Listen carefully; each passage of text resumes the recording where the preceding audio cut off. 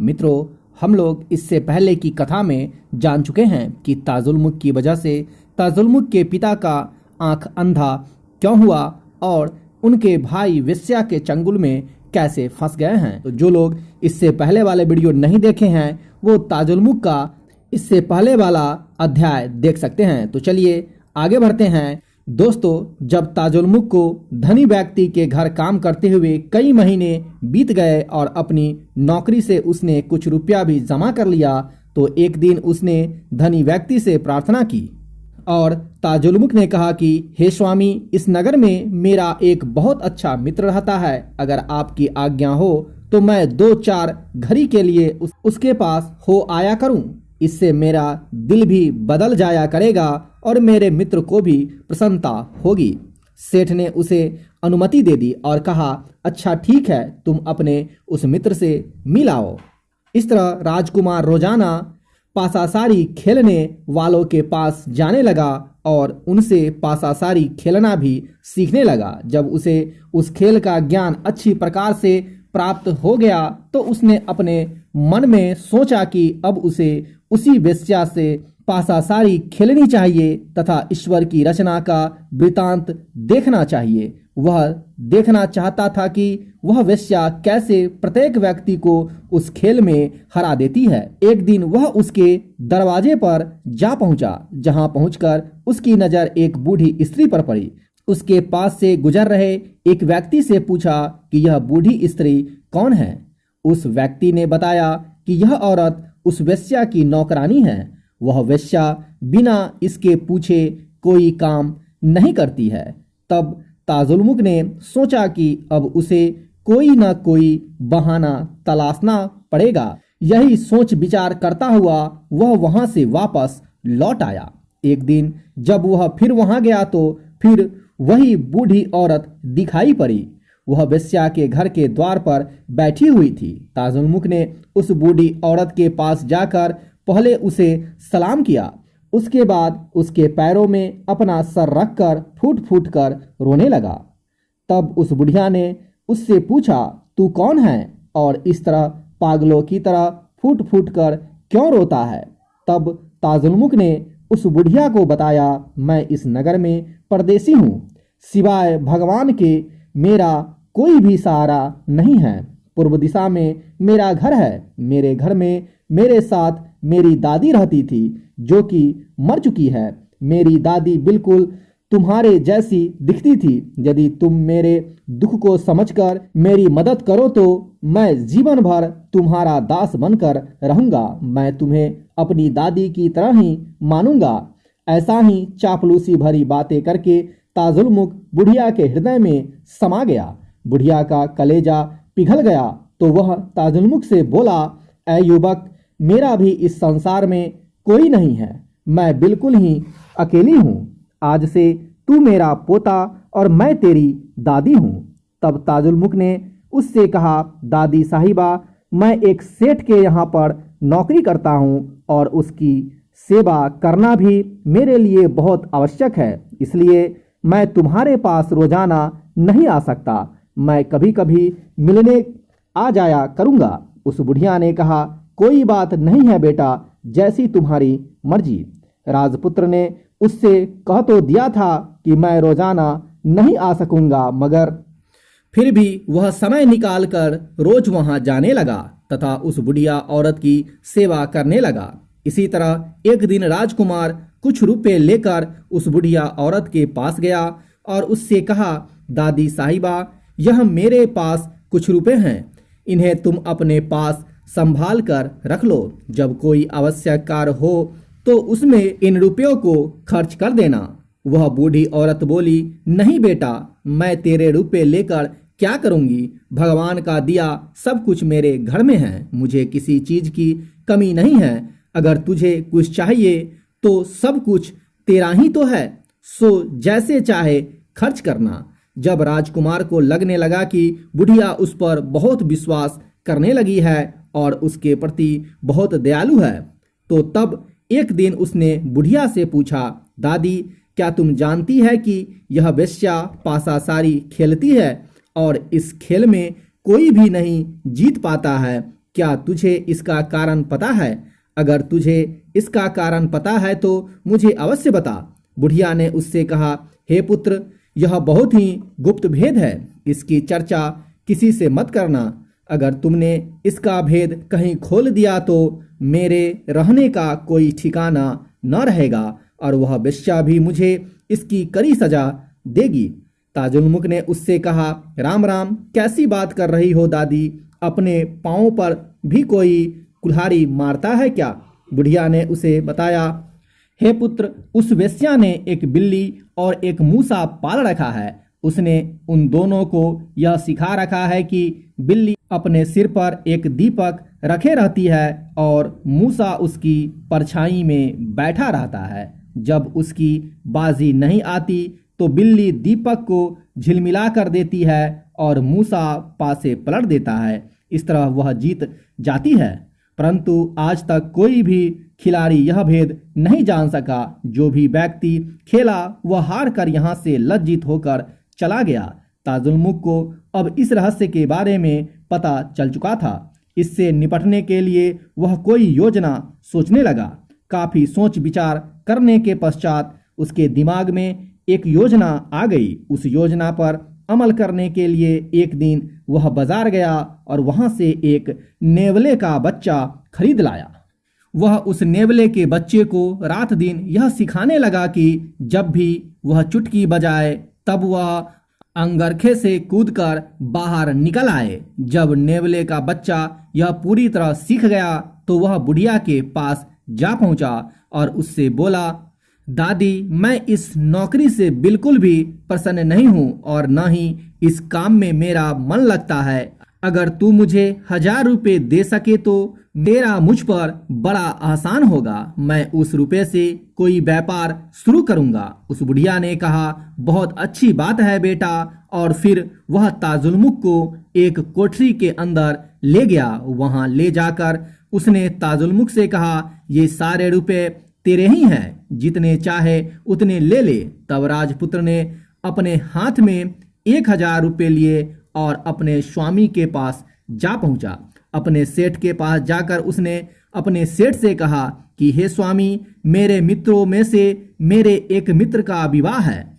अगर आप मुझे एक जोड़ा कपड़ा दे दे तो मैं भी उस विवाह में सम्मान के साथ शामिल हो सकूंगा। उसके स्वामी ने एक जोड़ी कपड़े उसे दे दिए और इसके अलावा उससे कहा कि तबेले में से उसे जो भी घोड़ा अच्छा लगे वह उसे अपने साथ ले जाए। ताजुलमुख ने अपनी स्वामी का दिया हुआ जोड़ा पहना और तबेले में से एक अच्छा सा घोड़ा लेकर उस पर सवार होकर वह वेश्या के घर की ओर रवाना हो गया। वेश्या उसका रूप देखकर उस पर पूरी तरह मोहित हो गई थी। वह घबराकर फौरन ही उसके पास दौड़ी दौड़ी आई। तब ताजुलमुख ने उससे कहा, तू सब परदेशियों को दुख दिया करती है और मैं इस नगर के स्वामी का सेवक हूँ, लेकिन तू कभी भी हमसे नहीं मिली। अब तो तुझे मुझे भी कोई अच्छा सा उपहार भेंट करना पड़ेगा। उसने ताजुलमुख के लिए एक सुनहरी सोने की चौकी मंगवाई और राजपुत्र को उस पर बैठाया और खुद भी साथ में बैठ गई। जब शाम हुई और सूरज अस्त हो गया और चंद्रमा निकल आया, तब राजकुमार ने उस वेश्या से कहा कि मैंने सुना है कि तुझे पासासारी खेलने का बड़ा शौक है। आओ हम दोनों एक एक बाजी खेलते हैं। पहले तो उसने इनकार किया, मगर फिर ताजुलमुख के बेहद आग्रह करने पर पासासारी मंगवा ली गई। पहले के ही समान लंबी बाजी लगाकर खेलने लगी।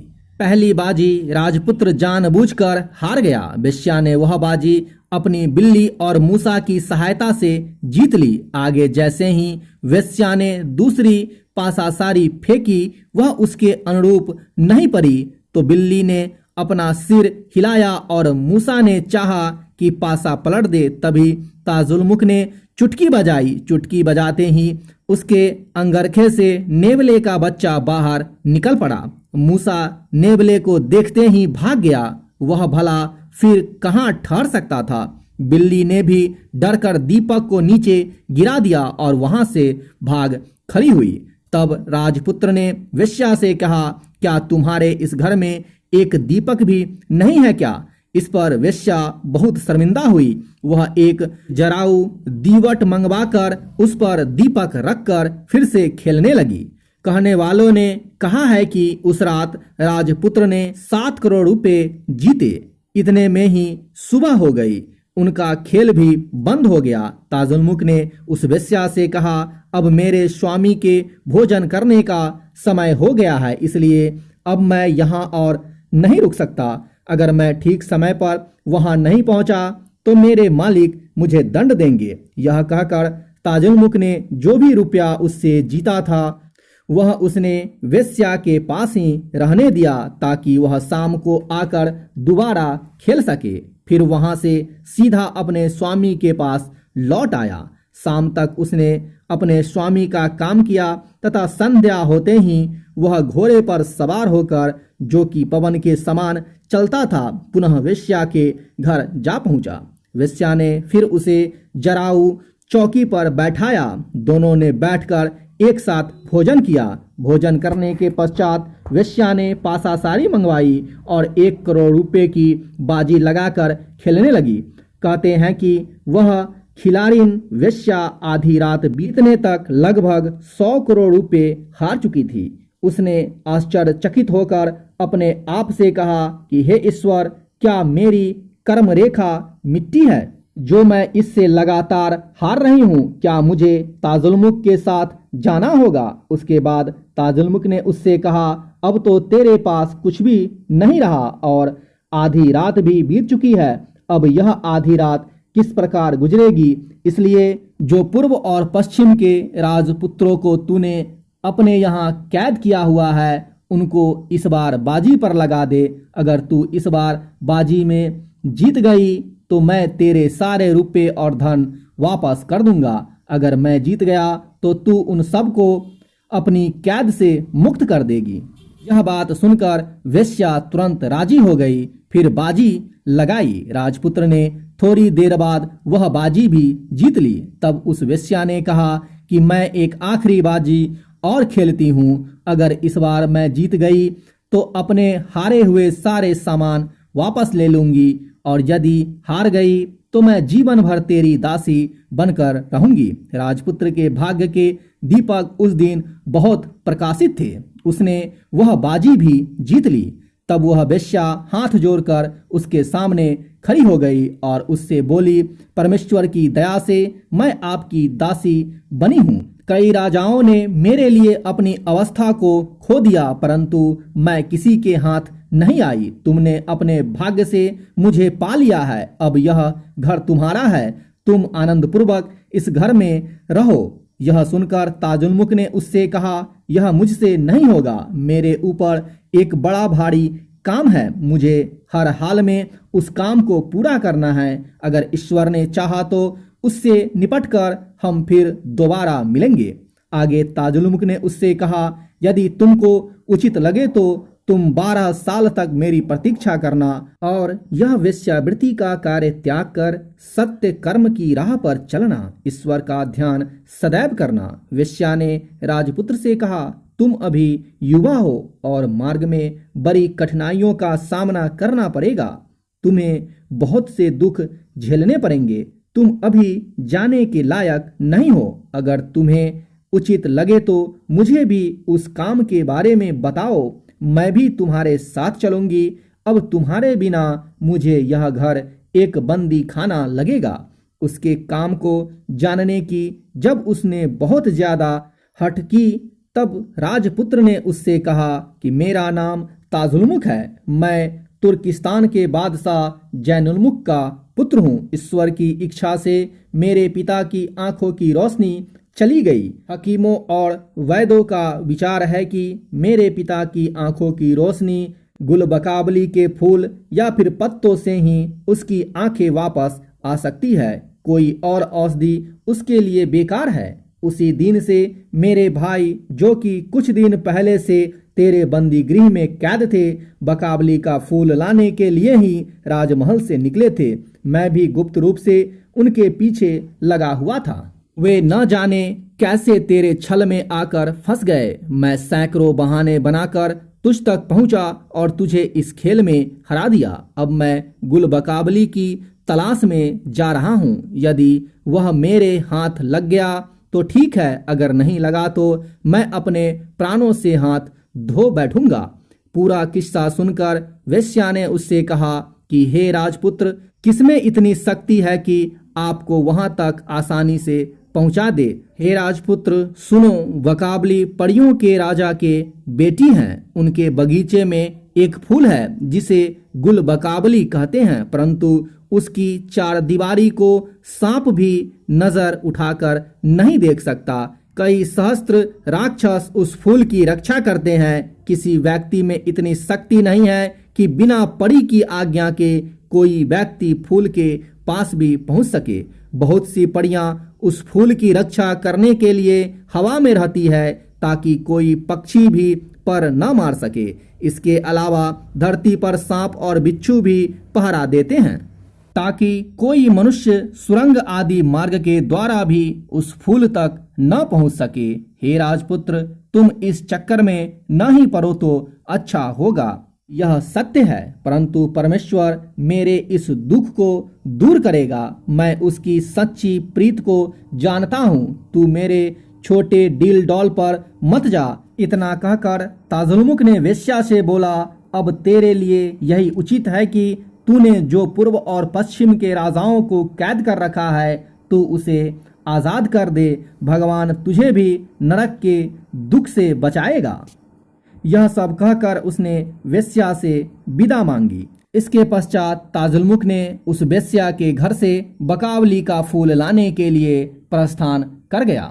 तो मित्रों, अगले अध्याय में हम लोग जानेंगे कि बकावली का फूल लाने के लिए ताजुलमुख को कितने कठिनाई झेलने पड़े और वह किस तरह बकावली के फूल तक पहुंचा।